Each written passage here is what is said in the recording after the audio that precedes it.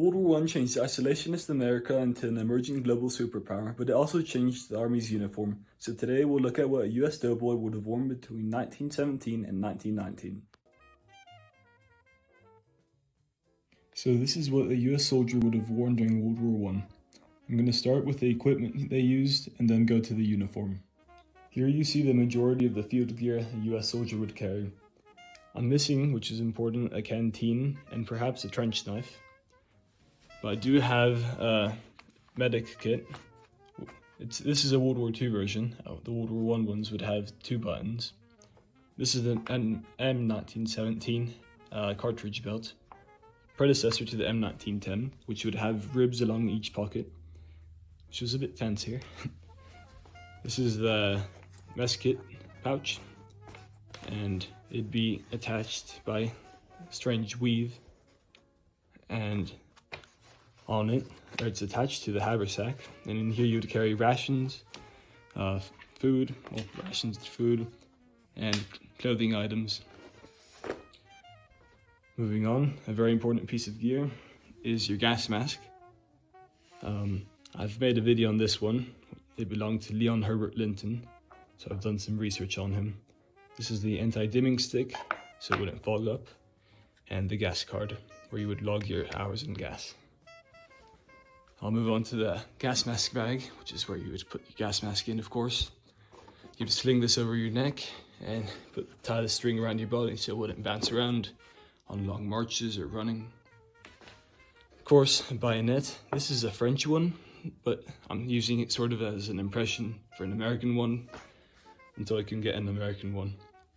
Then, the most important piece of gear, I'd say, is your M1917 helmet. It's very much like the British version, minus the verbiage being different. These being like this, while the British ones would splay out to both sides. This one has a chin strap and liner, very nice and complete. As an added bonus, I have this Peterson ammo pouch.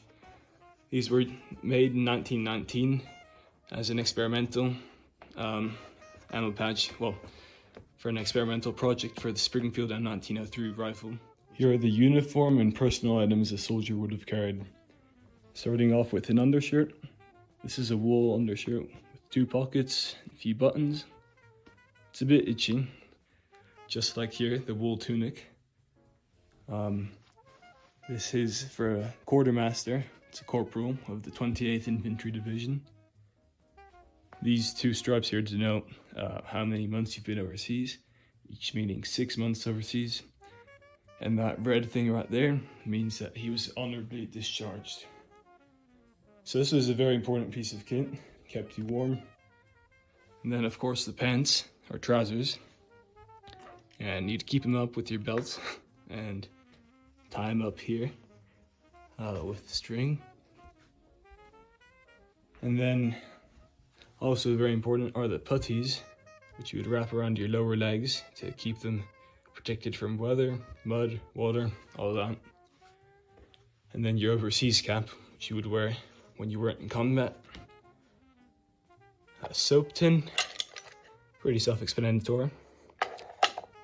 A campaign hat cord for the campaign hat. This is an infantry one. Then victory medal issued to every soldier of every nation.